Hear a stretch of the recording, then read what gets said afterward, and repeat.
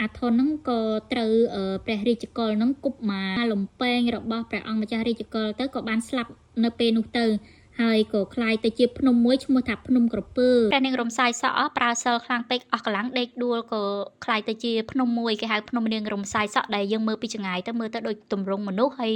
មើលទៅឃើញសក់វែងឡាយនឹងឯងបងប្អូនដូចនៅក្នុងវីដេអូដែលខ្ញុំបានបង្ហាញនឹងអញ្ចឹងណាបងប្អូនអញ្ចឹងបងប្អូនបានទស្សនាវីដេអូនេះហើយសង្ឃឹមថាបងប្អូនបានទៅលេងខេត្តបាត់ដំបងនិងបានដើរលេងឲ្យបានសប្បាយជ្រុងជ្រោយហើយខ្ញុំដើរលេងបានចាស់ៗហើយដូចកន្លែងភ្នំក្រពើយើងមើលទៅពីចម្ងាយឃើញហើយភ្នំនាងរំសាយសក់ក៏យើងមើលទៅពីចម្ងាយឃើញអញ្ចឹងណាហើយភ្នំទ្រង់មន់ទ្រង់ទាអីគឺនេះគ្រាន់តែជារឿងព្រេងក៏ពិតមែនបងប្អូនតែបានចង្អុលបង្ហាញពីភូមិសាស្ត្រក៏ដូចជាទីតាំងនីមួយៗដែលស្ថិតនៅខេត្តបាត់ដំបងតែបើយើងនិយាយខាងការបកស្រាយរបស់អ្នកវិទ្យាសាស្ត្រក៏ដូចជាសភៅភូមិវិទ្យាអីហ្នឹងគឺមានអត្ថន័យផ្សេងបើនិយាយពីសភៅភូមិវិទ្យាវិញគឺថារាប់រយរាប់លានឆ្នាំមុនហ្នឹងគឺ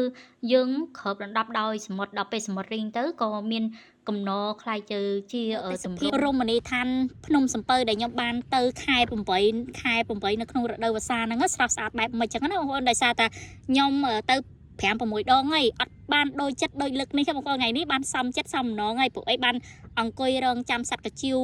ចេញនៅម៉ោង6:20 6:30 នាទីល្ងាចបងប្អូនអូយច្រើនខ្លាំងមែនតើហើយនៅមានកន្លែងផ្សេងទៀតដែលខ្ញុំចង់ចែកម្លែកហើយមួយវិញទៀតហ្នឹងគឺខ្ញុំចង់និយាយរឿងព្រេងភ្នំសំពៅដែលខ្ញុំស្ដាប់តាំងពីក្មេងរហូតទៅថតខ្សែភាពយន្តក៏មើលទៀតហើយក៏អាសាបានស្ដាប់បទចម្រៀងទេសភាពស្អាតសូមសរសើរអ្នកនិពន្ធណាដែលគាត់ជ្រើសមុននឹងចូលទៅទស្សនាវីដេអូបន្ទាប់ក៏ចង់បង្ហាញបងប្អូនពីឱសថបុរាណខ្មែរស្នាដៃកូនខ្មែរហើយជាប្រភេទថ្នាំចំណាំងឈើដាំទឹកប្រសាបើសិនជាបងប្អូនមានបញ្ហាសុខភាពជាបាលថ្នាំគ្រាប់ថ្នាំពេទ្យក៏ដូចជាថ្នាំផ្សេងច្រើនមុខហើយអត់មានប្រសិទ្ធភាពទេបានខាតតលុយខាតតពេលបងប្អូនអាចសាកព្យាបាលថ្នាំខាងប្អូនវិញម្ដងបងប្អូនហូបតែឈុតតូចទេតែហូបធូរគ្រាន់បងប្អូនប្រកាសជាជីវបន្តទៀតឲ្យជាដាច់ហើយបងប្អូនបានព័ត៌មានបន្ថែមបងប្អូនអាចតាក់ទងទៅលេខទូរស័ព្ទនៅខាងលើនឹងក៏បានឬក៏ឆាតចូល page ក៏បានមានអ្នកចាំតប page អញ្ចឹងបងប្អូនអាចសាកព្យាបាលថ្នាំខ្មែរយើងឈុតតូចសិនបានបងប្អូនថ្នាំខ្មែរយើងហូបសឹមជាដាច់តោះបងប្អូនចូលមកទស្សនាវីដេអូយើងបន្តទៀត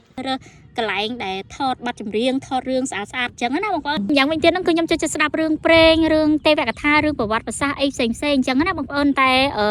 រឿងដែលខ្ញុំនិយាយអំបញ្ញមិញហ្នឹងគឺចែកញែកគ្នាឲ្យដាច់បងប្អូនរឿងការពីព្រេងនាយហ្នឹងមិនដឹងជារឿងការពីពេលណាអញ្ចឹងណាតែបើរឿងទេវកថាឬក៏រឿងជាតិដកអីហ្នឹងគឺ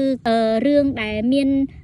ការបដិឆេទអីច្បាស់លាស់ចឹងណាបងប្អូនហើយរឿងព្រេងប្រវត្តិភ្នំសំពៅបងប្អូនទាំងអស់គ្នាប្រកាសជាបានដឹងហើយគ្រាន់តែខ្ញុំចង់លើកឡើងម្ដងទៀតនៅក្នុងឆ្នាំ2026នេះដោយសារតែមានដូចថាយើងអាចបញ្ជាឲ្យ AI គូររូបឲ្យយើងអញ្ចឹងណាបងប្អូនអញ្ចឹងបងប្អូនស្ដាប់ការនិទានផងខ្ញុំហើយអមជាមួយនឹងរូបភាព AI ដែលខ្ញុំសុំពី AI មកដាក់នៅក្នុងហ្នឹងមើលទៅដូចតំណងដែរអញ្ចឹងណាបងប្អូនហើយជាពិសេសបងប្អូនបានឃើញ